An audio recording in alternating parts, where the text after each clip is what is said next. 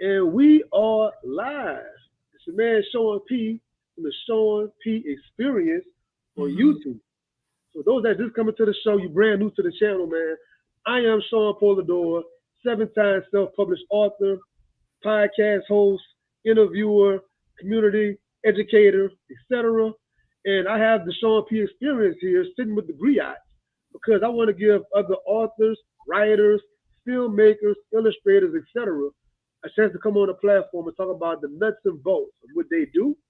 Hopefully, encourage our audience to go ahead and use that same stuff in whatever your skill set is.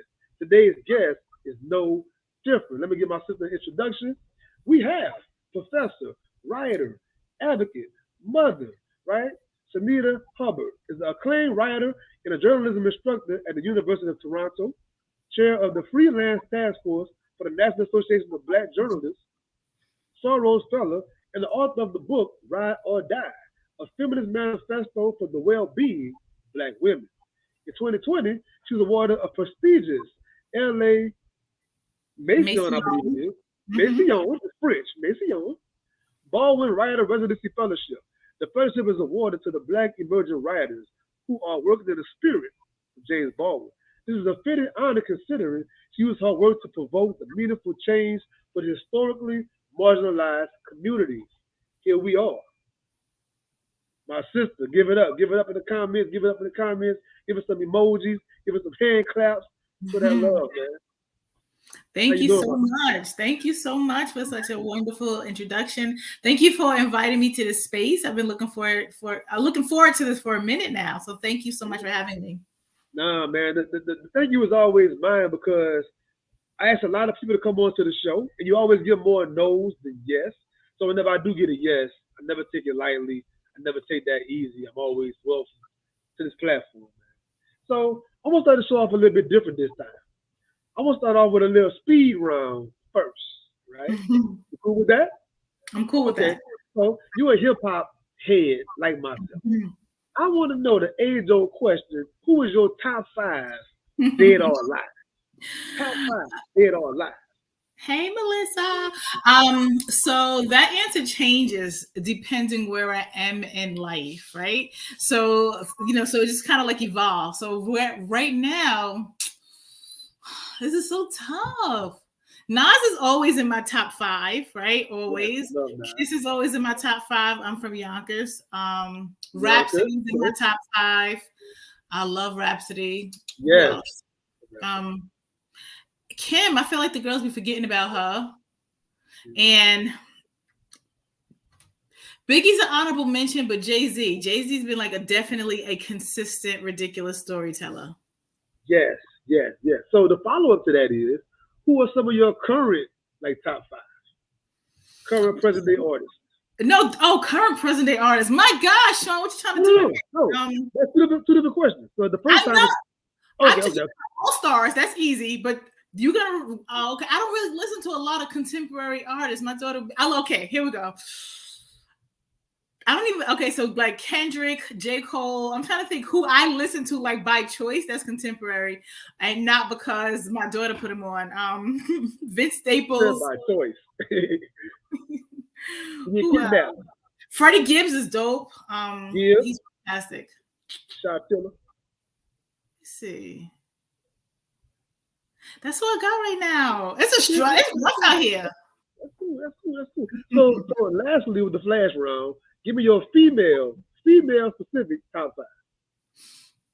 Oh, Rhapsody, Missy, Foxy, Kim. Um,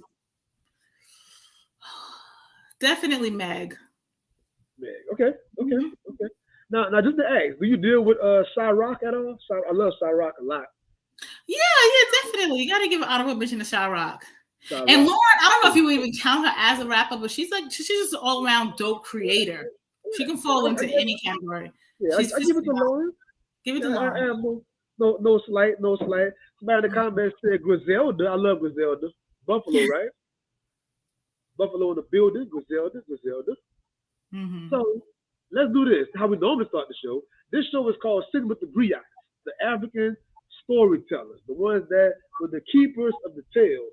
So these present day authors and other kind of storytellers, we are the modern day griots. how do you feel about being called a griot or a griotti for the ladies? Do you feel any kind of pressure or weight thinking about that kind of a concept?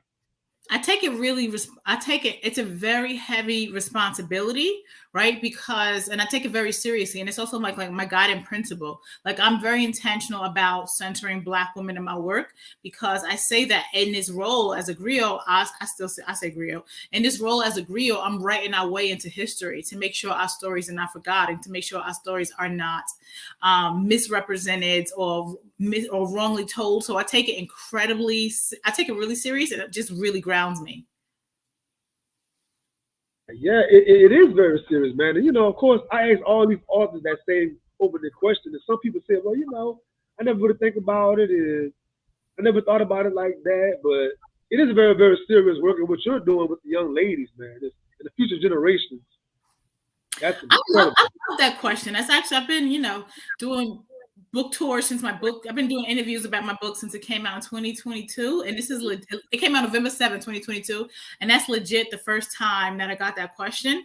And I love it because I want us all to think of ourselves as story creators, right? We are keeping record of our history, right? We live in a time where books are being banned left and right, and there are very specific type of books that are being banned. This is our stories. This is our history. So I always tell people that. And I love that you are a self-published author of 7 books. I have a traditional publishing deal, right? But there's so many different roles that we can take to get our stories out there. And it's so important to anyone listening that may have a book that's inside of them that they are afraid to birth. I want them to remember that they are griots too, that they are history keepers, that it's also their responsibility to protect our stories and protect our legacy. Well, Dr. Ashley Wade is in the building. Dr. Wade, shout out Dr. Wade out there in Dallas, Texas, man. Shameless plug. Not about me, but it came up in the story. So last year, Dr. Wade, myself, and my brother, Kofi Pishin, authored a book called The Modern Day Griot and Grioties. And that book is all about us being our modern day storyteller. All of us got a story inside of us. All of us got responsibility to pass it on to the community, to the next generation, So that's, you just said it. It's all our responsibility and duty to pass these stories, man. Sure. Now, you mentioned book bans just now. Is your book banned at all? Not that I know of. But if it was to be, how would you feel about that? How do you think you would feel? How would I feel? Yeah, just hypothetically. I would be. That's a good question because I never even thought about that. I would feel silenced. I would feel muted. I would feel furious. Right? So I can imagine that this is how these authors feel. Yeah. I would go into fight mode. I would go into like a literal, like figuratively speaking, like tying your hair up, snatching out earrings. Like I'll be doing press runs and doing everything I can to push my book out because I would feel so muted. Because it's almost like a walking contradiction, right? Being hip hop heads once again, we know when NWA got banned and Luke got banned and all that, their sales went crazy. Like the public was like, "Oh, really want to get it." So I always thought being self-published, man, please ban my book. I'm asking for a book ban. I'm trying to get up. Honestly, I was going to say that there was such a surprising pushback. A lot of books that end up on that banned book list, and like especially around 2020, right? They ended up banning them books right onto the bestsellers list because people came forward in droves with support for those books. So I don't know what they think they're doing, but they banning them books right on the bestsellers list, and I'm here for it. I mean, even in the world of video games, being a child of the 80s and the 90s, whenever Mortal Kombat came out, all the parents had this pushback about the blood and the violence, and that made Mortal Kombat sales go ridiculous. Like, it's the opposite of what you want, right? Yep. Don't even tell them that. Let them keep being goofy. Oh, yeah. Please ban us. Go out there and ban Ride or Die. Ban Ride or Die right now. Give me her on Oprah. So my next question was about the title of the book and the Ride or Die concept. Like, you being a hip hop historian, you could have used any song title or verse maybe and wrote around it, I'm sure. Why the Ride or Die specifically? What about that became the linchpin for this book? Oh gosh, Sean. So for those who haven't read the book yet, right? So I'm talking about the concept of a ride or die chick, but let's not get it twisted. I am absolutely not team ride or die. I am team let this thing die. right? I don't know how old you guys are, right? For those of us who remember, the ride or die is just kind of like the baby sister of the strong Black woman, who was just the cousin to the superwoman, right? So it's like every generation, there's a new iteration of something that is requiring Black women to be extra, everything but human, everything but soft, right? So and now here we are with this ride or die trope. It's like you have to give all and be all and pour out from an empty cup and build when you have nothing left to build with, right? You have to go above and beyond for everyone. Like you have to show your love through labor, right? You have to show your love through exhaustion. And it's not even just in relationships. A lot of us who have internalized this concept, we still perform this way in our jobs. Like I wrote about this in my chapter, like we all met or maybe have been a sister ride or die at work, right? Where she's the one that's like, girl, I've been working here for 4 years. I ain't took a day off yet. I don't even know what the procedure is, right? Like you think that there's some type of like proverbial cookie that you're going to get for giving from an empty place, and you go in and you're doing, and you don't take your time and you don't pour back into yourself, right? And even those of us, we've seen this happen, of course, in a relationship setting, right? And to get right back to your question, you said, why did I write the book around this? Like even for those who haven't heard or who have heard the song, like Ride or Die by the Lox featuring Eve, he's describing what this ride or die chick is. She's talking about, and this, I'm paraphrasing here.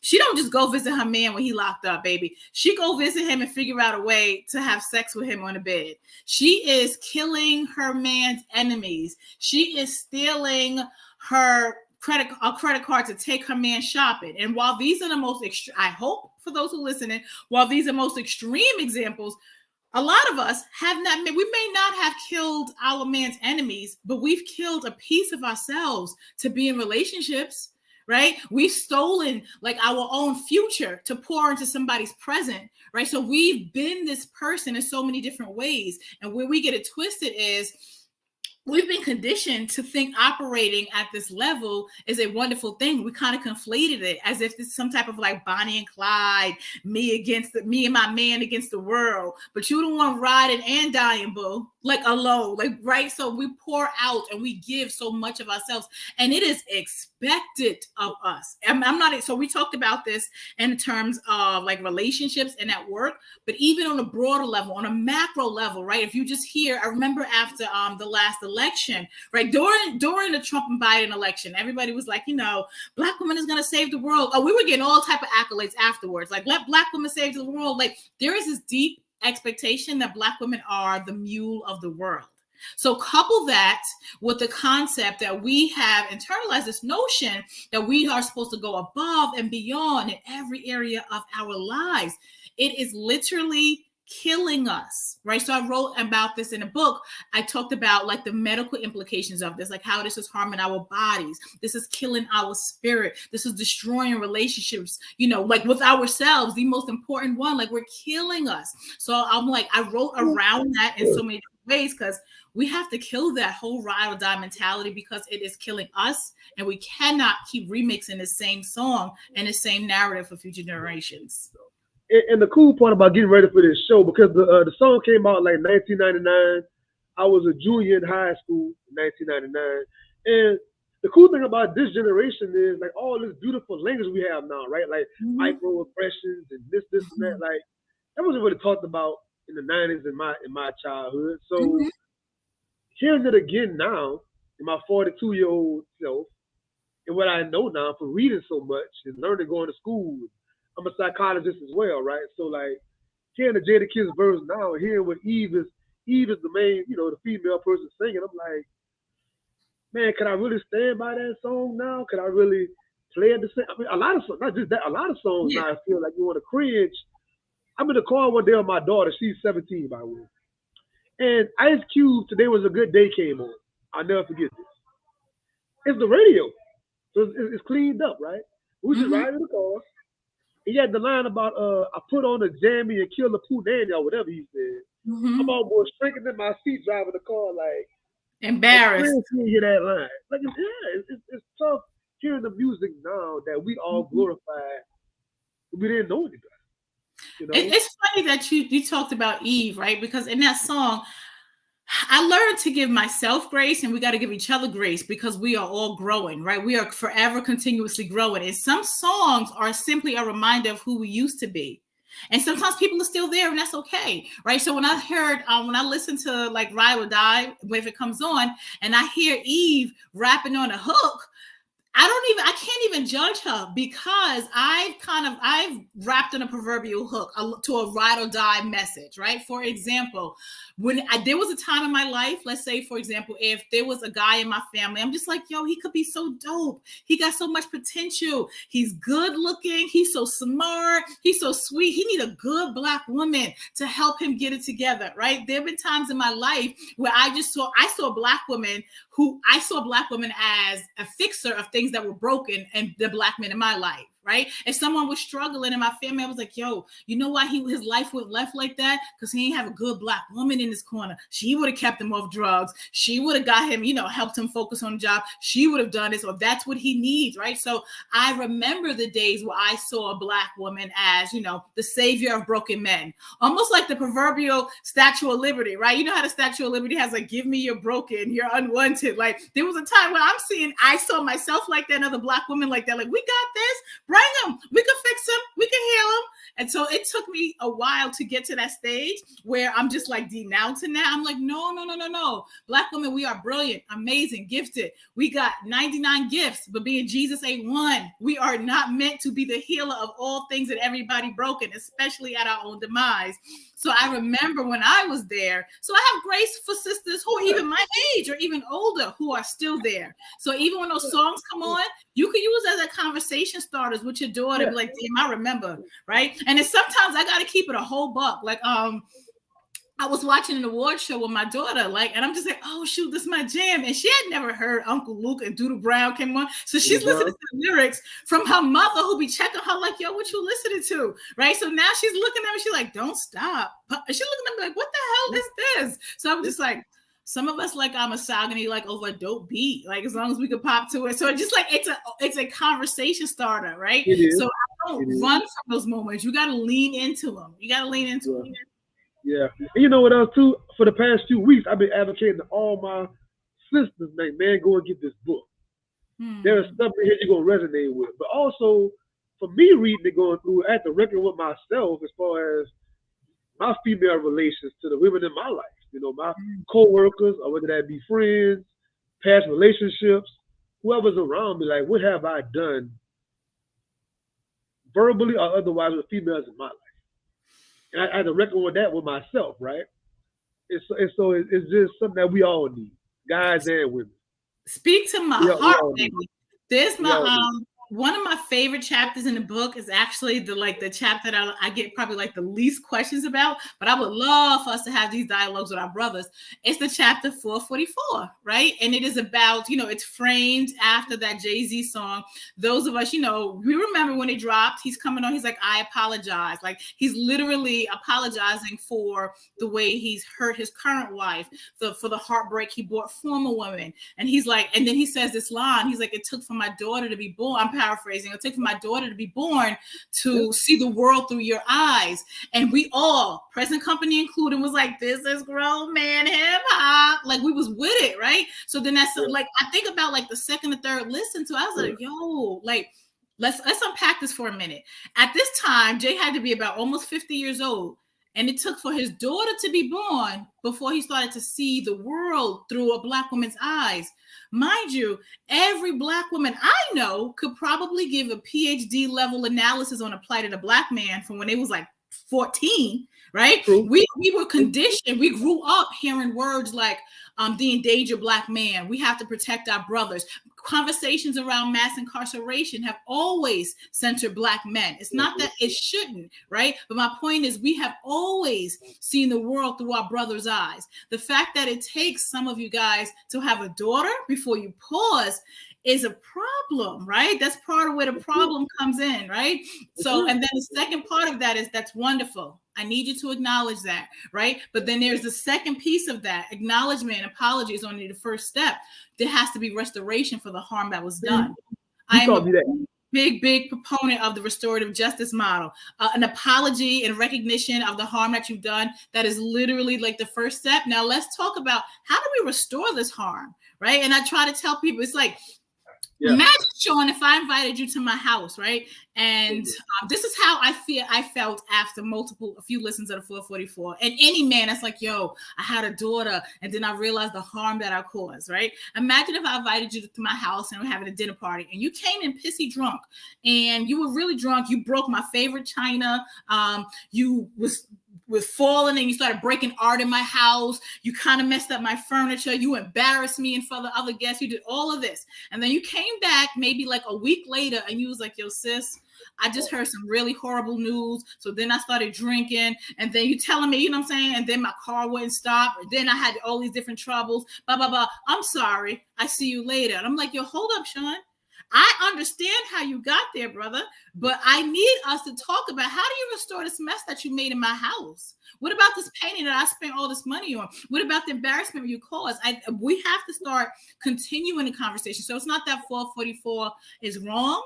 It's simply incomplete. It's the beginning. Complete, because we're not talking about restoration. And I'm bigger than Jay-Z and Beyonce. Every conversation that's talking about harm that we've caused, until we start talking about how do we restore that, we're just going to recycle this pain. So it makes those conversations incomplete.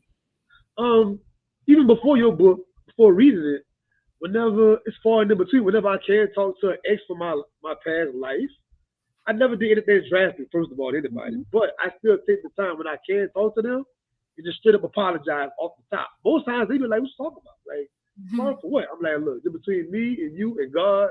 I want to say my part is I apologize for whatever it was, right?" But like you just said, the restoration part, I didn't know that until you said it in your book. So I see there's more to be done besides my apology. Now I know better. I can do better. You know what I'm saying? There you go. And restoration is going to depend on the person that will receive the harm, right? They determine what restoration looks like. Maybe for them, all they needed was for you to acknowledge it. Maybe that's all they needed. Somebody else may need something else, right? But the restoration is contingent upon the person that was harmed, what they need. True. It is sad to take for some of us to have a daughter. And for me, it was before my daughter, but like it takes some of us to be a parent, start seeing things with a different lens. Because once again, if it's not good for my child to be around or hear or see, then how's it all that good for me? Is my perspective, right? So for my non-parent friends, we have certain debates about things. And it's like, you're not a parent to understand. You're hearing this whole thing differently whenever you are a parent.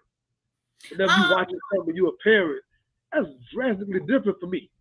Right. I mean, but there's also a level of censorship and maturity. Like even my gym playlist now, I don't listen to that when I'm in a car. When I'm working out, I need to hear I need to be selling drugs in my head, right? Like I'm sitting, I'm listening to Ross, I'm listening to Kids. That's what I hear. That is not what I play when I'm riding around in the car with my daughter. That doesn't mean it's inappropriate for me. That means I have, the maturity and the context to be able to filter that.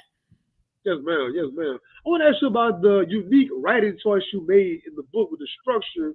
The chapter titles are titles of rap songs, right? You have, for example, Ride or Die, The Corners, WAP, 444. So give us like your idea, your concept of making it so you're structuring around the song, and then you give your life story and the principles that go behind that in the chapter. Tell us about that choice.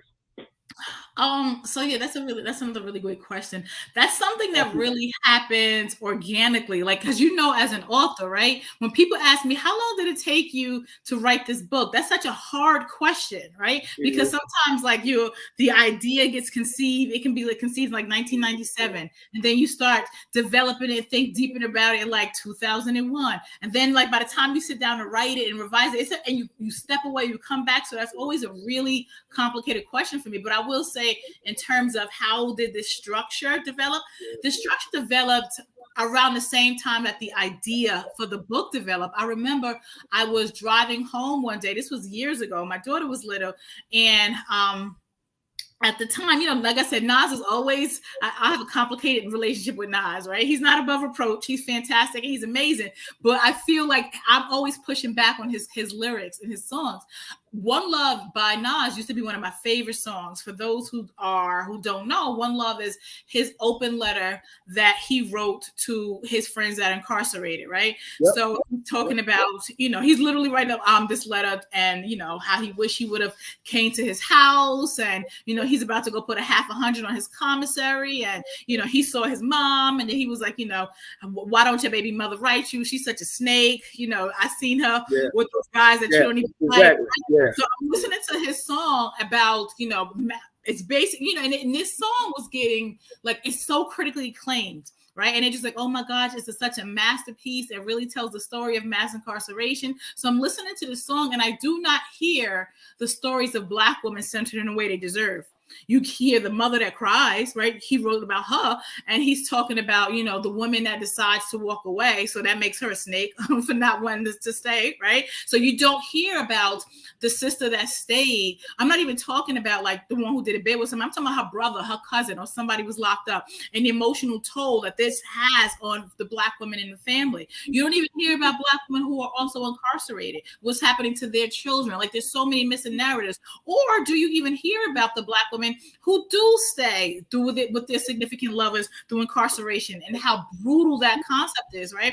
So there was such a missing narrative. He was talking to his friends. Okay, he wasn't talking to Black women, and that's fine, but it was also, not going to say it's fine, it is what it is, but it's indicative of a larger issue, in that when we talk about mass incarceration as a whole, there's a whole part of our community and our population that we simply leave out. And again, I'm not suggesting that we take the camera off of Black men. I'm always just suggesting that we expand the lens to just expand it, how this is also impacting Black women. So I remember, and that was when I think Bell Hooks, or maybe Dream Hampton years ago started talking about, she said there was a time in her life when she started talking back to hip hop.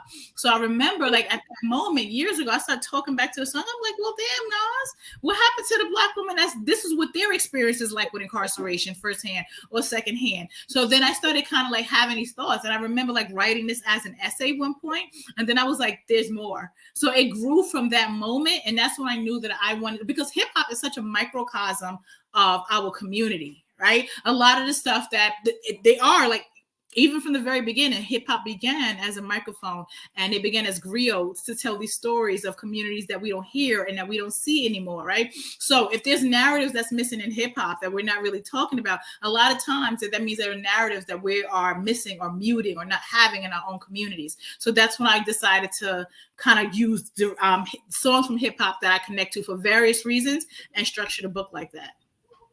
Because so fellow writers and myself always talking about the table of contents. I want to have eye-catching chapter titles and subtitles to catch a person's attention. Because, a person might just skim a book. They might not read the whole entire thing, but hopefully a chapter title will be like, man, what was that about? 444, okay. I like that album. Let me see what's up with that. So that's a pretty good choice, in my opinion. Thank you. Yes, ma'am. I want to ask you one more question about the ride or die concept before we get further. I know a person might hear the ride or die concept and they know that song. They might close their eyes and picture a certain kind of woman, but you go into even the Black women in the church and the social movements, and we know that these Black women, without getting paid and compensated, they're doing all the work, all the background, administrative duties, and other kind of duties. They are the real foot soldiers of whatever this thing is. But the pastor, the preacher, or the charismatic person, they're face on everything. But the women doing all the making the pamphlets, putting them out in the community, Black Panther Party, Garvey movement, you name a movement, we've seen it time and time again. Speak on that when it comes to the ride or die being beyond hood stereotypes.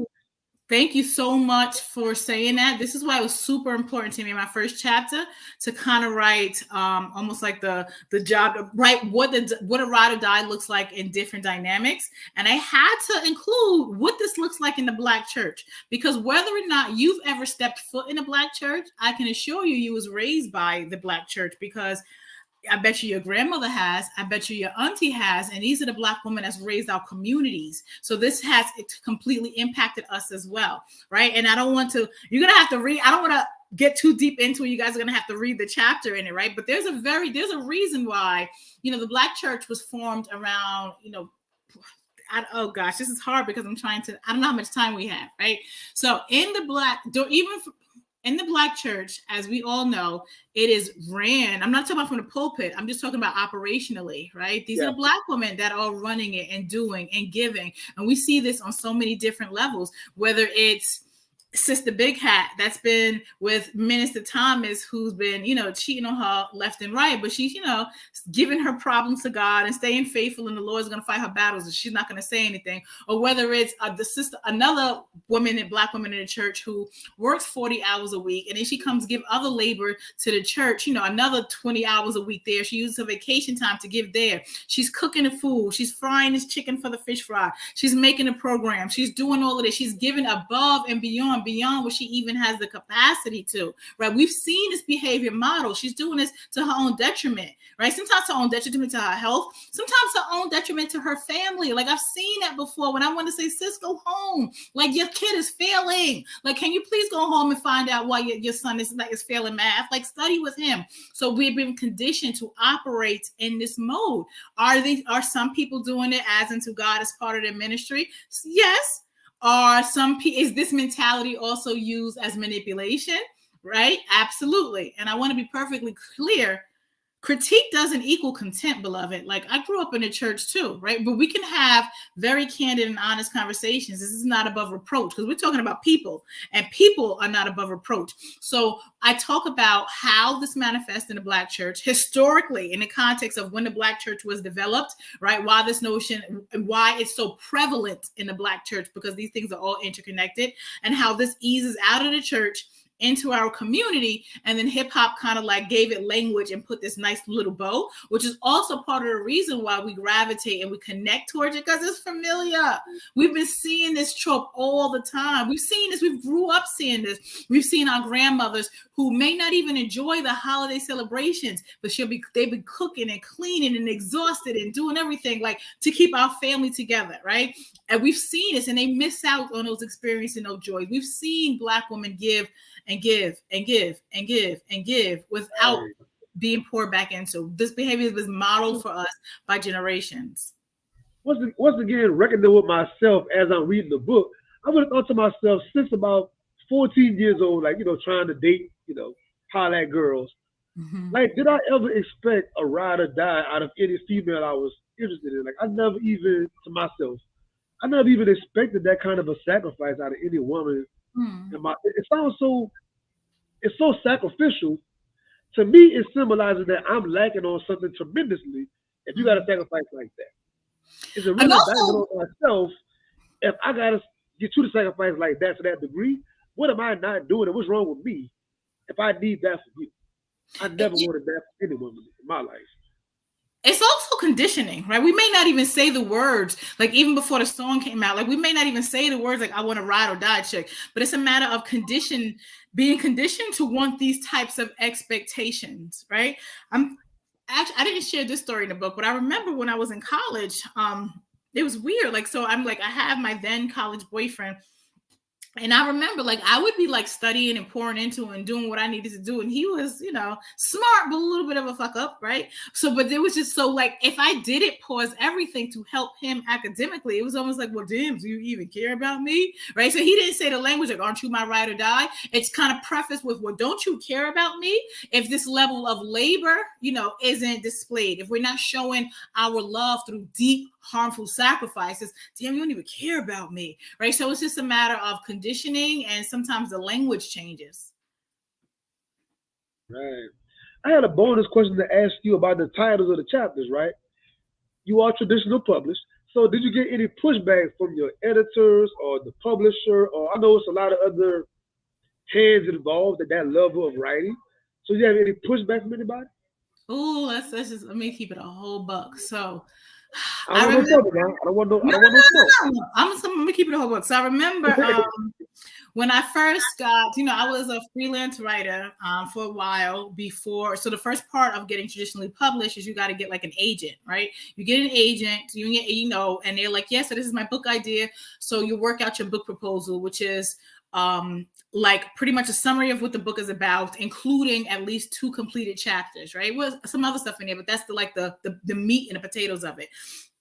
So I remember this, I didn't even have, usually you have to query an agent, meaning you have to like send these letters out to these different agents, like, hey, almost like check out my demo type thing. So you like sending out these letters and saying, hey, can you please read my proposal? Can you represent me? Whatever. It's an exhausting process, but I didn't query an agent, right? At this time, a very big name agent who's representing a very big name author had came to me. And I'm like, what?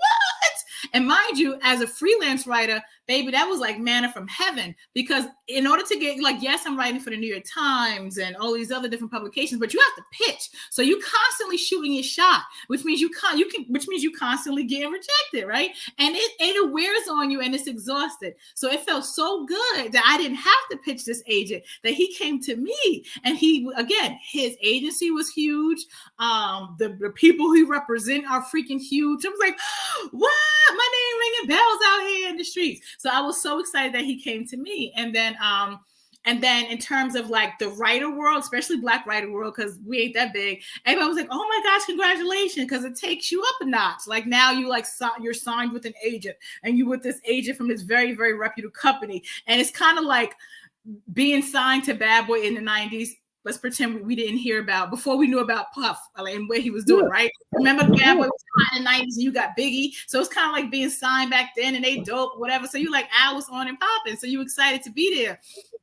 And then it's like, okay, cool, bet, let's start working on a proposal. So I started sending him like samples, and he was a white guy, and he kept saying the things. He was just like, can you explain this a bit? And I'm like, okay. I will start explaining it a little bit. And then he goes to like, well, white people don't really know what this means. Can you write this so it can kind of be more, what's the word that they use? Like basically so that white people can understand it, right? So like blah, blah, blah. Like you have a really great audience already, but like now you're writing for like the New York Times, and we'd like to capture those people in, which is code for, can you write this for white people? Right? So I'm just like, oh my gosh. So then now it's like warping my story, because I'm like, but I said I wanted to write a book about Black women. So then now I'm just like, what's going on? So the more I started to push back, like saying, hey, I kind of want to leave this in here. And mind you, this was a few years ago. I was younger in my career, and I was also at that stage where I'm just kind of happy to be here. So I'm kind of pushed back, like I kind of don't want to do that. So then he would like stop responding to my emails a little bit, like conditioning me to modify my behavior, whether that's, if we don't call a thing, right? So that was my experience. Like whenever I push back, I kind of wouldn't hear from him. He would ghost me a little bit. And I'm just like, what's going on? So now my book that I always said I wanted to center Black women is like, can we expand the scope a bit so we can explain this to white people? We don't really get this. And this is so fascinating, but what do you mean? And I'm just like, oh my gosh. So I had to so I started feeling like this. Mind you, on the streets, everybody was like, girl, congratulations. So I started to feel like a girl who was engaged to this really handsome, dope guy, handsome guy, look good on paper. He put a huge rock on her finger, but you ain't seen him in 2 weeks, sis. He don't come home. He barely answer your phone call, but you out there like, yes, honey, we planning a wedding. So I was just like, oh my gosh. So I had to really have like a come to Jesus moment with myself. And I was like, yo, he came to Shanita Hubbard because I'm Shanita Hubbard. Like, I am not going to I'm not going to write the story that you want me to write. Like, I was like, I can't do this. So I ended up leaving him. Like, I literally contacted a lawyer just to make sure I could get out this contract. And I was like, yo, this is crazy. I can't believe I stayed this long. It really started to feel like a really bad relationship. Like, damn, I'm really letting this man treat me like this. So this is really happening. So I was like, and again, it's kind of like, oh my gosh, now I'm going to be single again. Now I'm going to go back out in the world and not have this proverbial rock on my hand. What is that going to mean? And I had to make the decision, like, I don't give a whole damn. I really don't. Right. So then now I was in a different position. So I said, I don't want to be with you no more. This is over. This is done. He was like, I'm sorry. I was like, that's cool. Whatever's done.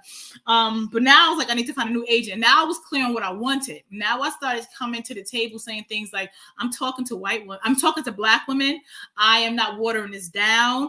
This is what it's going to be. You could join the team or you could not, right? And I was like, and let me tell you what I want. I was like, I want to sign with a really big company. I was like, you know who I want to sign with? The people that signed Harry Potter. I want to sign with Hachette because I ain't never read Harry Potter book, but I know that name, right? So I want to sign with one of the big five. I want to get XYZ in my contract, and I want a Black woman editor because I don't want to spend the next 2 years explaining myself and trying to teach my culture. And people was looking at me like I said, I want Santa Claus to erase my student loan debt. Like, yeah, sure, Black girl, you're about to get all of that. And I got all of that and then some. So no, so there was no pushback in the writing process because I was very clear, like on like what I was looking for and what I was willing to take. Because I already went through that crap with my first agent. So no, there was no push because I stood 10 toes down on what I was going to take. And I had a Black woman editor who got it and got me and got the vision. So nope. See, responses like this is why I do the show. First of all, a lot of my audience are writers, or they're on the cusp of being writers. And you authors coming on here and giving your stories about your agents and the editors and the process, it gives us a lot of insight on how to move in the room full of vultures, man. Like, come on now. It's difficult. It's difficult. I'm going to go back to this conversation real soon because the next question is about your epigraph, right? You had Audre Lorde talking about love that women always had to have for survival. Tell me about the choice you used for that epigraph. And what is your takeaway from the readers you wanted to get early in the book? Open the book up, first couple pages. What's the impact you wanted to get from that epigraph by Audre Lorde? I want them to understand that I wrote this book for us, Black women. Like I want them to see how intentional it is, like everything about this book. And not only that, I want us to understand that I see our sisterhood as medicine. Like we heal each other, right? And that's what you're going to expect. And that's what I'm hoping that you get from this book, that you're going to get healing in a form of sisterhood, in a form of accountability, because there's some times where I have to do a call in to my sisters, like, because there's some things we missed the mark. Like we got to do better, not call out. Right. And the difference is between call out and call in. I say a call out is when, let's say I call out a company for doing some racist ish. I don't care about maintaining a relationship with them. I'm going to tell you dead wrong or drag you. I don't even care how you take it. A call in is like, come here, sis. I care about our relationship. I want us to grow. I want us to be better. But this is a whole 1,000% wrong. This is why. But this is the path to redemption. This is how we can get it back. Right. So I want them to know, it's almost like this is what you're about to get. Almost feel like an appetizer, a sample rather. Yeah, so I've been focusing on epigraphs more the past year or so. So at the book festival this past weekend, we heard Jessamine Ward talk about in her earlier work before she got New York Times big, she would use hip hop verses in her epigraphs. But her latest work, Letters to Sin, she wanted to have a big crit part in her epigraph. And her publisher was like, you're getting big now. Like, this is kind of dangerous. Like, you got to clear this, you got to clear that. Clear this. She said, going through that process, by the time the fourth guy got to clear it, she was like, man, I'm not doing all that anymore. I'm not doing all of that. So being self-published, me and my homie was there. We was kind of looking at each other kind of like, we got an advantage on this because at this point, we got to deal with all of that just yet, so. Well, yes and no, right? Because even like there's some laws that you still have to follow because you don't want to get a lawsuit, right? So in terms of like hip hop lyrics, there are some rules around it. Like I can incorporate hip hop lyrics in my songs. In my book without without having to get sued. Because again, I had to go through legal clearance because this is the rule around it. Like if you're using it for what's the word? Kind of like analysis and to break it down and dissect it, and you can, but you just can't like throw a Jay-Z verse in it with nothing. Right. Yeah. Right. Because I wanted to ask you in the book, there's a lot of hip hop references for sure. I wanted to ask you about that kind of concept when it comes to clearing and legality and that's it right there. Yep. You can do this for like if you're dissecting it, breaking it down, like teaching from it, like a tool like that. See, you started learning. I'm not just hosting this show. I'm learning at the same time. Y'all hearing it. I definitely appreciate that. Let's go down a little bit. Okay, so you mentioned at the beginning of the book the strong women in your life that really held you up, right? Tell me about like those strong women in that community and how that kind of gave you the spark to write this book about Black women and what we need in the community. Tell us about that. The women in my life have always I always say that they gave me wings, right? Because they allowed me to, I would always leap and do hard things and do scary things because I know at the end of the day, there's a support system that has my back. right? Like I could go away to school. Like I was I was the first person in my family to graduate from college, right? So and I went away to school in South Carolina 4 years. I'm just a regular girl from Yonkers Hood. But I was like, here I am. I'm going to leap off and do this. And I don't feel, of course you feel afraid, but you know that you have that type of emotional safety net, right? I could do that. I remember when I went to a study abroad program. I ain't never heard of that before in my life until I went to graduate school. And then I'm like, literally like, probably I was going to Spain. So I'm like in London now. I'm like, yo, was this a good idea? I'm all scared, but I calm myself because I know that at the end of the day, I could call home collect if I need to. And the aunties and my mother, my grandmother at the time, you know, they were going to pool the resources and make sure that I'm okay. And I feel that, and this extends to Black women. It's very scary to write your first book. It's even scarier when you stood 10 toes down and refused to not censor Black women, right? When you stood 10 toes down, it was like, nah, this is who I'm talking to.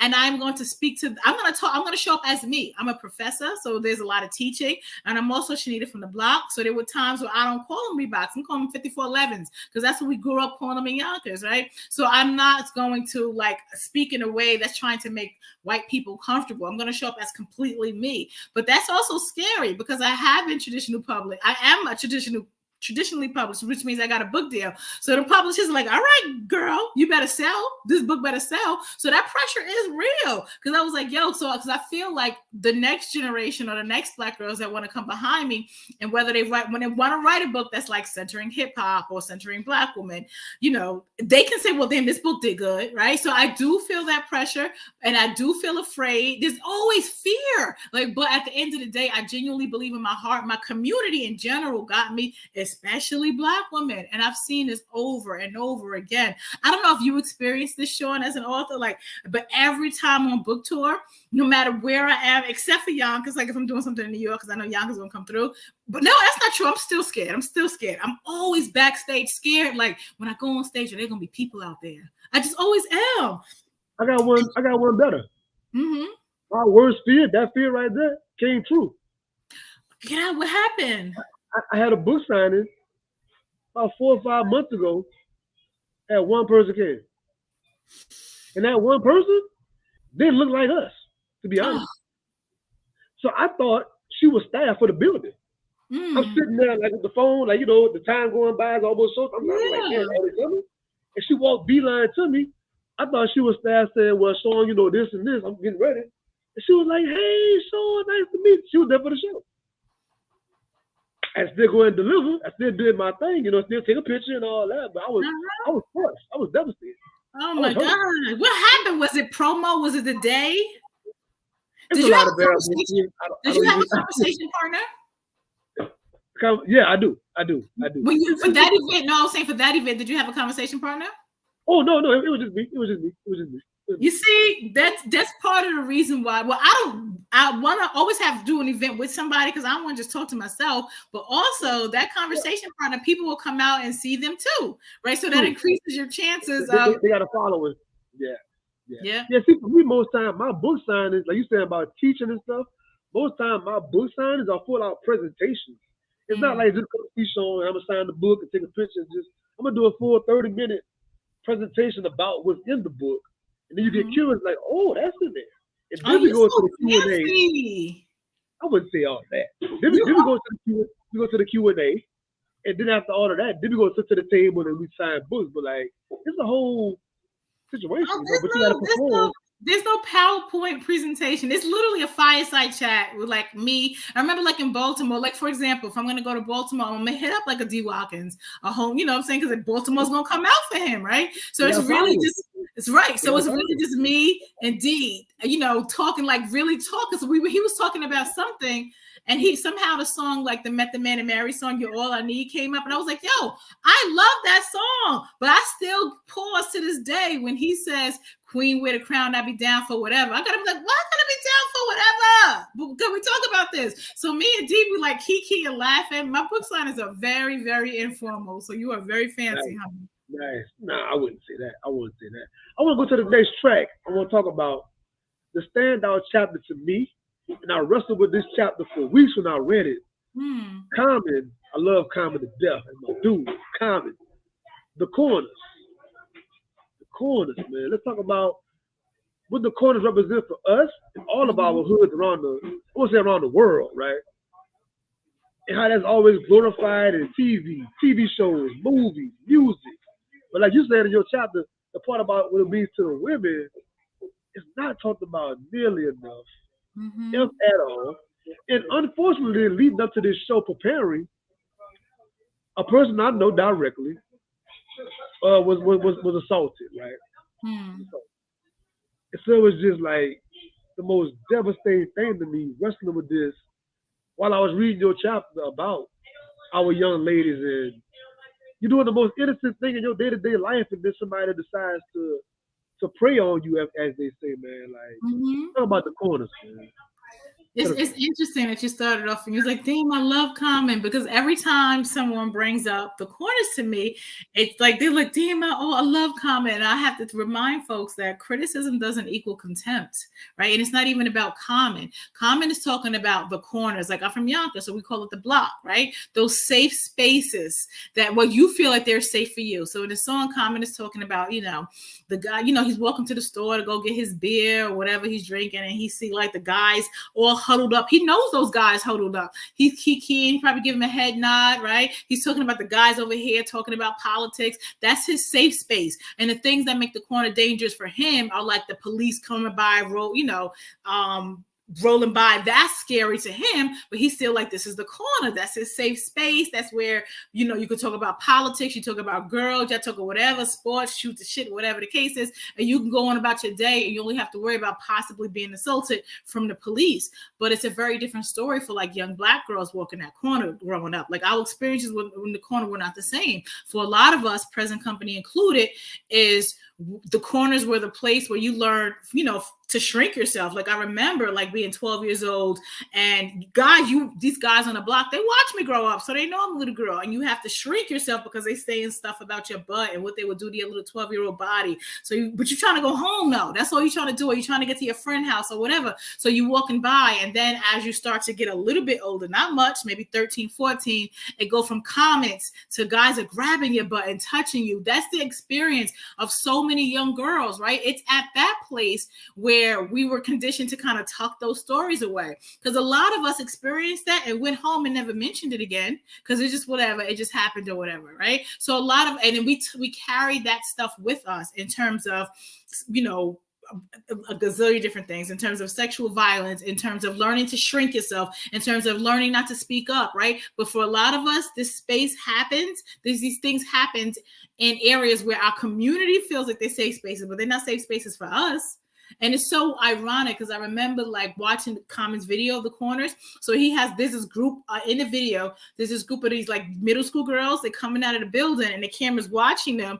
And then they start to kind of, I guess, walk away.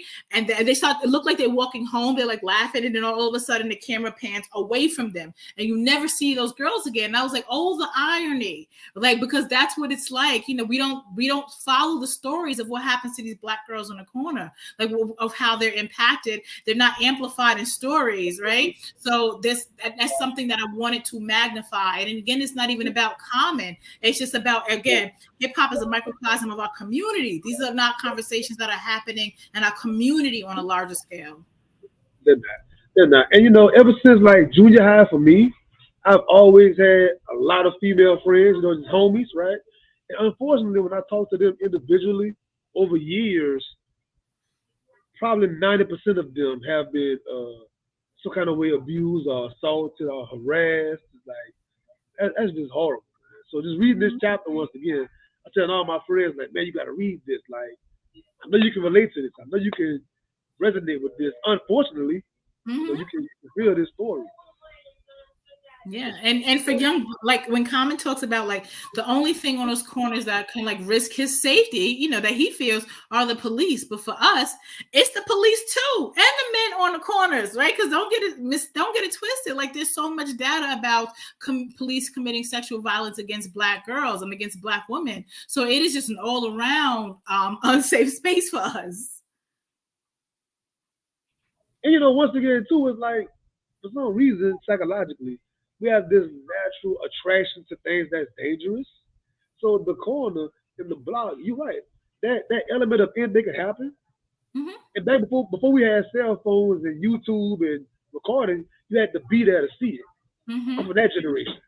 Yeah. If something happened yesterday at 4 o'clock, you hear about it at school the next day, like, man, they're describing it. You missed it. You Mm-hmm. had to be there in real time. So it made you want to be there every day. Like, you don't want to miss the next thing.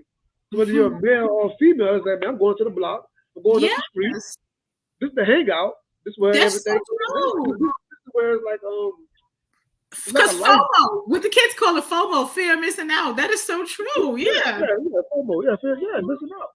You had to be there to see somebody get slashed, or somebody got jacked, Yes. or the Yeah. cop came through, a female got into a fight, or whatever happened. Even something that's good might happen, but it's just that attraction to that. I think that's why these movies sell so much. The Wire and Power and BMF, like, even if that's not our personal life, like you said about the music earlier, I'm still going to the gym playing Young Jeezy and Rick Ross, and I'm going to a meeting playing Rick Ross. You know what I'm saying? Like, I'm that person.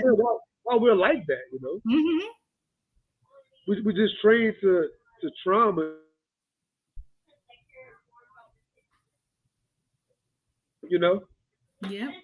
I love these questions and your observations, and I appreciate how much reflection that you do in my book and that you really sat with it. Like people ask me, and I say this unapologetically, like, yes, I'm centering Black women, but 100% want our brothers to read it too. Selfishly, I want y'all to read it because I exclusively only date Black men. So I would love y'all to read and grow and do all of this, right? And I want you guys to just share the word and spread it. I absolutely want Black men to read it too. Let me give a perspective, right? Me being in psychology, even in education, we all know that I think it's like 1% Black male teachers, something like that. So any given school I'm a teacher at, I might be the only Black male energy on the whole campus. So that means all my colleagues and the students, I got to be careful how I'm talking, how I'm walking, how I'm acting. I got to be more mindful than normal because I don't want to be the one that causes harm, even indirectly. A slippery slope. Being in the hospital. What if we all led with that? I don't want to be the one that caused harm in this person's life, right? You know what? We're gonna talk like it's just us, like the whole internet ain't listening. It's like I said, I exclusively date Black men, so it always shocks me when I'm just like, damn, like don't you think like that? Like I don't want to cause this Black woman harm because even on a basic level, that's how I feel about the men that I date. Like, brother, I don't want to cause you harm, even if we don't work out, even if I can't, this is not your safe space. I'm not gonna be the one to cause you harm. How much better will we be as a community if we led with that? With each other. I try my best to parent that way. Almost impossible, but you try your best. Like I don't want to cause you more harm. The world crazy enough in life, work and whatever gonna happen. But as far as for me, I don't want you on somebody's couch 20 years later, like, man, Sean did this thing or Sean said this thing. I'm always kind of policing myself. How do I respond to my daughter in situations or my sons? How am I responding to my wife after a long day? I'm tired, I'm run down, but I better slow myself down and answer this question better because you won't forget what I said. I might forget. It's in passing. Yeah, I ain't going over that. Whatever I say in a minute.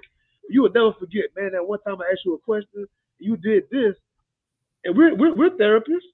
That's what our clients talking about. Our clients sitting there like 20 years ago, my dad did this. My mom said this. And they won't let it go. They're just hanging on to, I know that. I'm conscious of that. That's the difference between parenting from survival and parenting from a place of healing, right? My mom was a single mom with 3 kids. And for a long time, she's like raising us by herself and we lived in the projects and she's working 2 full-time jobs. She's exhausted a lot, right? So later on in life, she remarried. She has a husband now who's helping her take care of her. So my younger brother got a different version of motherhood than what I got, right? Yes. So I have to learn to give. Motherhood taught me to give her grace. I was like, you got to give her grace. Like she was parenting from a place of survival. Like she had to make decisions every day. Like I have to figure out if I'm going to feed my kids or keep the lights on while still existing in this world as a Black woman, right? So for a lot of us, our parents, we were raised off of survival. We were being raised by parents who were just parenting from a place of survival. So as we start to get older and we're unlearning, some of us have gone to therapy, some of us are therapists, right? What do we do with this stuff, right? That like how we're looking at our parents. Do we judge them? Do we start hating them? Does it impact our relationship? No, we have to start giving them grace, right? We unpack this stuff and we've got to start giving our elders grace because so many of them were raised off of survival. I got a family in my 30s, right? I remember the exact day I went and sat in my car in the parking lot at work to go and pay some bills. I remember whenever I mentally like forgave my daddy for everything. Like, you know what? He was in his 20s trying to figure all this stuff out. I'm in my 30s. I could imagine Sean at 20 with a family. It would have been horrible. I'd have been a horrible parent. I know how to jack the whole thing.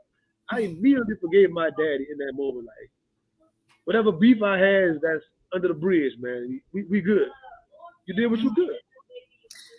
You know, people that have a hard time, I'm not talking about like, I don't think everything should be forgiven, right? But people that have a hard time giving grace, I wonder how much introspection that they're doing. Because what you just said, like Sean at 20 would have been a horrible husband. You would have messed up a whole generation of Black kids, right? So we have to start giving each other grace. And when it gets hard, let's do a little bit more introspection. That's good. Like, remember where you were when you were 20. Oh my God, that'd been horrible. The worst. I got one kid. Sometimes I wonder, like, how did my mother do this with 3? Yeah. So back to the corners, right? You had a part in the book talking about you learn to develop this thing about your persona like a stone or like a rock, right? You're impenetrable. You can't get anything in or out. And we have the angry Black woman trope always talked about, right? So back to being one of the only guys at work a lot of times, and you're brand new to a staff. And I tell my friends about, like, man, the front desk sisters, they got an attitude, they face frowned up, they talk to y'all rough. And then the female in the back in the break room, she talking crazy. Like, I'm like, why are these women harboring so much this aggressive energy? But then you get cool with them weeks later and find out they be cool as hell. And then you might say, man, why you was acting like that? But they get tired of guys coming to them probably since junior high age, always with this stuff. They learn to have this experience, probably subconsciously. When I ask them about it weeks later, they don't even remember looking or being like that. They can't see themselves. Your shoulders tense, how your face, your eyebrows, all your cheeks. Whenever I just say, good morning, sister, and you all, I'm like, damn, like, okay. So that's about that whole concept of the stone. I love that you brought that point up. So I was explaining to my readers, like, so Common in his song, he walks people through what a typical corner Chicago looks like through his eyes. In my chapter, I walk you through a corner in Yonkers through the lens of like a 12-year-old Black girl.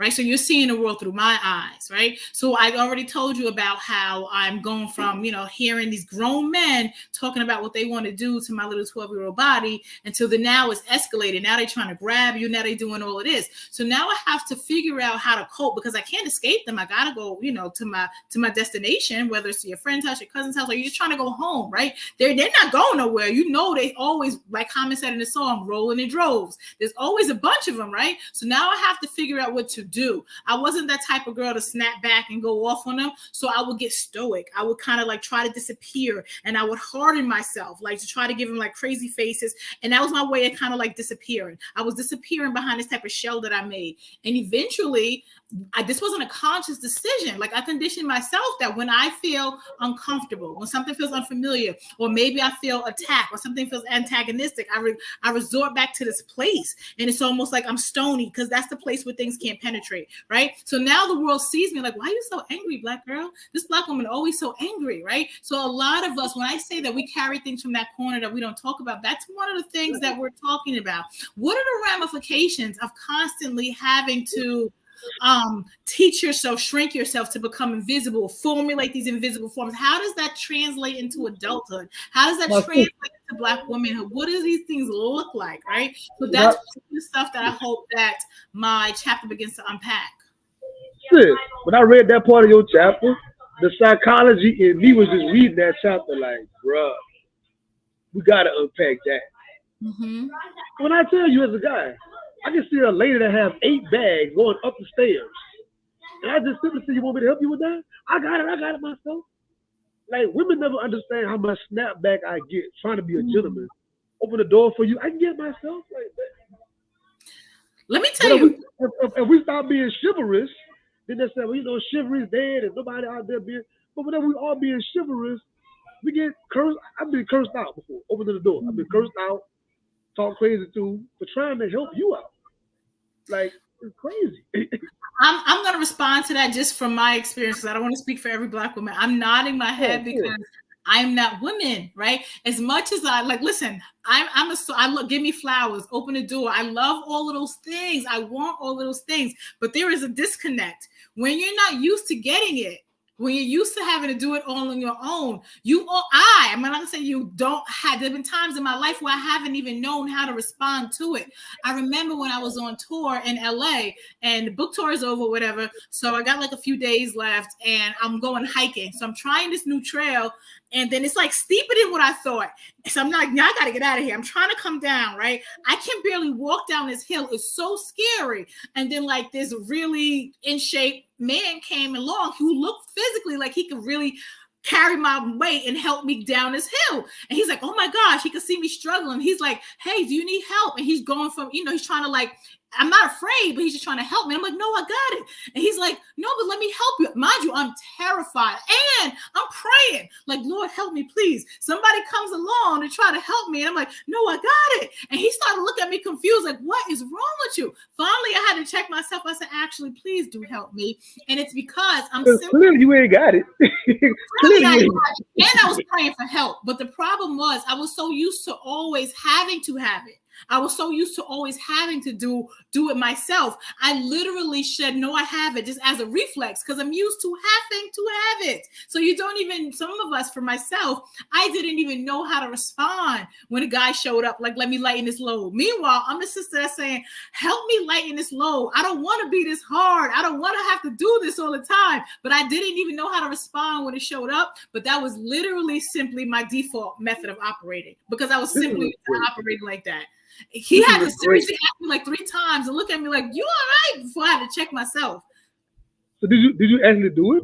Yes, did you do yes. I let that man save my life. Thank God for the brother, whoever that is. Salute to the Captain America, the real Captain America, right? But like before the show, before I hit the live button, you said, Sean, go and get something right quick. I said, yes, ma'am. What you said?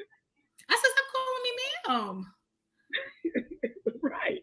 That's such a geographical thing. Like, because I went to school in the South. I went to an HBCU, and I was like, so I had to really learn, like, oh shoot, like I'm deemed impolite and rude because I'm not saying that. But here, like, I grew up in New York. That's what you simply call much older people. So I'm like, how old does Miss Man think I am? He ain't gotta call me ma'am. Like for me, if I go to Subway, for example, the person making my sandwich, they're probably a high school kid or college kid or something.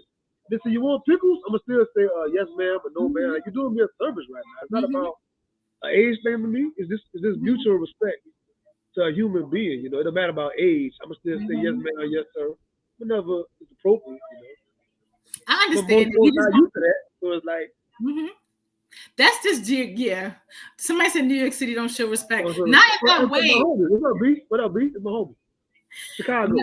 Respect looks different for us. You know what I'm saying? Like it just looks different. We don't say man, but we'll show respect in other ways. And again, that's something that's kind of deemed for older people. It's not that we won't say it. It's just more for like you would say it to my grandma.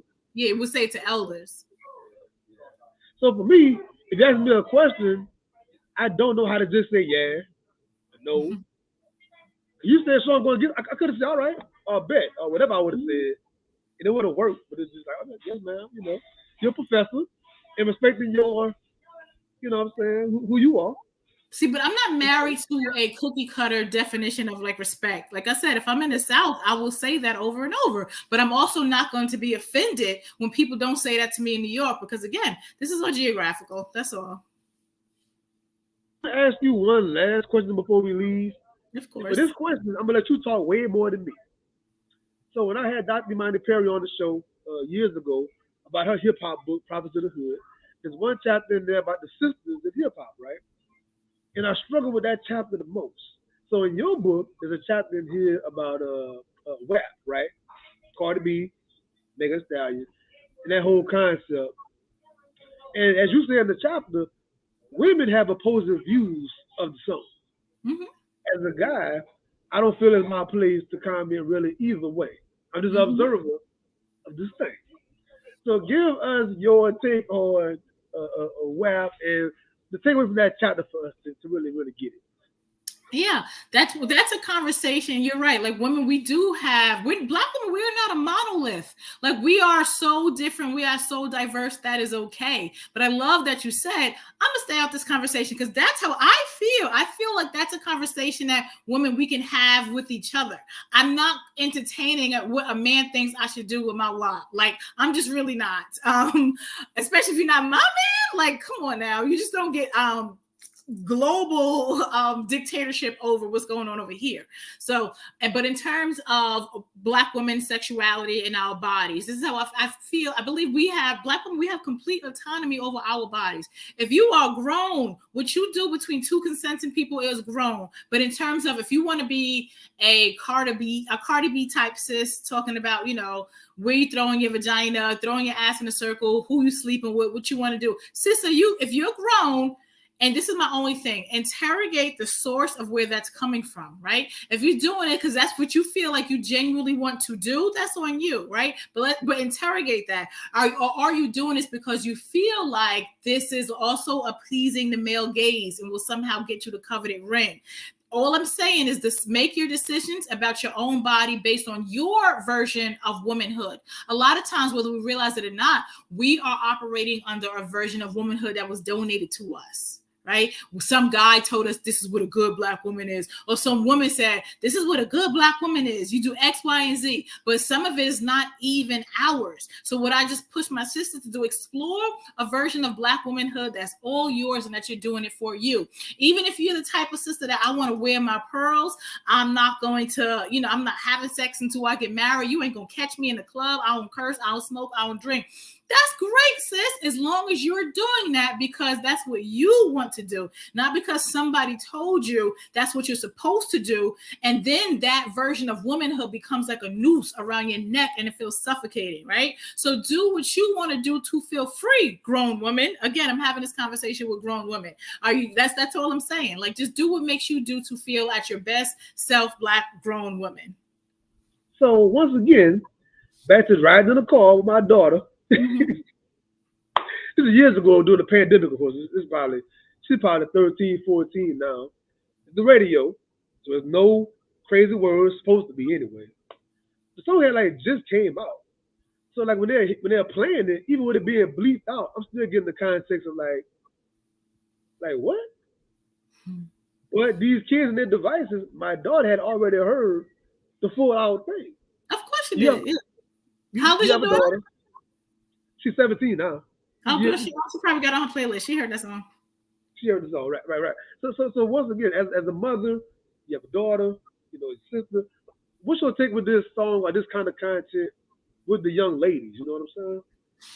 It's so funny because I can't pretend that when I was in high school, I have no business listening to Kim. I didn't even know what it was about. Like, I was a whole virgin talking about Janet Jack me taking in the butt. I didn't know that was a porn star. Like, I can't pretend that this stuff wasn't happening. This music didn't start with WAP. It didn't start with hip hop. It's always been that way. But it is also not these artists' job to raise our children. Like, I'm mindful of these conversations happening. So, when I do have conversations with my daughter about sex. And as she get older, I will continue to have way more candid conversations. I started this now. Like, listen, I talk to her about sex in a way that my mother never talked to me. Like, I say, when you start getting older, the reason why you should wait is so that you should know, part of the reason why you should wait, so that you should know yourself better, right? Like, emotionally, know what you want sexually, know what you want there. Like, sex is not something you just do for a man. Like, you should want to have pleasure too. But all of this comes when you get and there's also this emotional maturity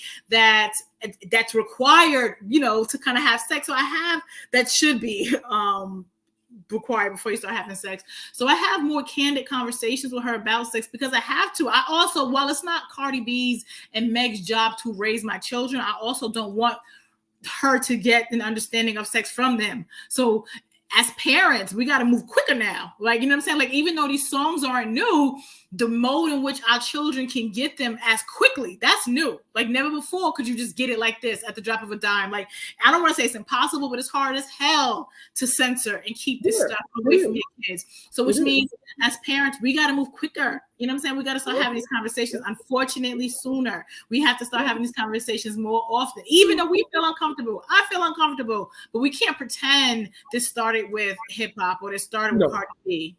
Right. I had this conversation with some people Saturday at the book festival, talking about, once again, my 9-parent friends. And they say something casual like, well, you know, just take the phone from them, or just put a block on the app, or just do it. Like, bro, access is so great to where your house could be Fort Knox. Your child got to still go on that school bus.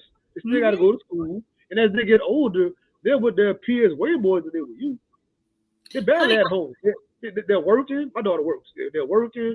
So they're around other people that got their phone. Yeah. They're going to still see the video. I don't know if... Man, check this out. They're going to still see it. They're going to still hear it. Baby, I don't care if your kid was homeschooled and you never let them go outside. While they're homeschooled and they do those breakout rooms and them chats, some friend is going to introduce your kids to something. Like, you cannot bubble wrap your child. You just can't. You can't. It's an impossibility. So, yeah, I don't want to take too much of your time, man. I appreciate you. Thank you very much for coming on to the show. Thanks for saying yes. I got to always stress that, man. Thanks for coming on to the platform. I enjoyed it. Please go out there and get this book, y'all, male or female. Give this to some people, gift it. Start community book clubs around it. As you can tell from the conversation, that's only a couple chapters we discussed. They got more chapters to break down, so it'll be a 5-hour show. Thank you so much for having me. And I just want to add, like, if you get the book and you feel like you like it, or if you heard this discussion and feel like, wow, this is amazing, I always encourage people to buy a book, yes, for yourself, but also buy a copy and donate it. There's sisters sitting in shelters right now that could benefit from some of these conversations. Donate it to your shelters. Bring a couple of copies to your local library. Say, hey, are you carrying this book? Like, please donate it. Please spread the word, because, you know, I just want this conversation to go as far as it can. Thank you for having me. You keep saying thank you for saying yes. It's an honor to be asked. Like, no one has to share your platform. No one has to engage in your work. No one has to prepare to interview you. So this is an honor. So thank you for asking. And thank you so much for everyone who joined. And in the comments, even the people that dragged me and said people from New York City don't show respect. It's all right. It's all right. Thank you too for coming out. Thank you guys for having me. Before you exit out of here, are you working on the next project? Is there the next thing coming? Something cooking in the back room? There is something cooking. It's a little bit premature to say right now because it's kind of loose. But yeah, continue to follow me. I'm on social media, Professor_Nita at Instagram. Professor_Nita on Instagram. And my website is just ShanitaHubbard.com. So just stay tuned. Is it based around hip hop? Maybe. I just have like you're a writer, right? You know this. Sometimes you have like a loose idea. You're like, there's something there. Let me see. I'm at that stage. So over the past 3 or 4 years, ever since Dr. Imani Perry show, I've been really interested in hip hop scholarship. Dr. Regina Bradley with the Outkast Chronicles, things like that. Of course, Michael Eric Dyson, always in hip hop. Amazing work on Nas, Tupac, Jay-Z. So I love the hip hop. So I'm asking you that because I want more hip hop scholarship, man. We need this work, man. Yeah, thank you so much. So stay tuned. Thank you again for having me. Follow your page, man. Thank you very much. Have a good evening. Thanks for the audience. I appreciate y'all. Good night.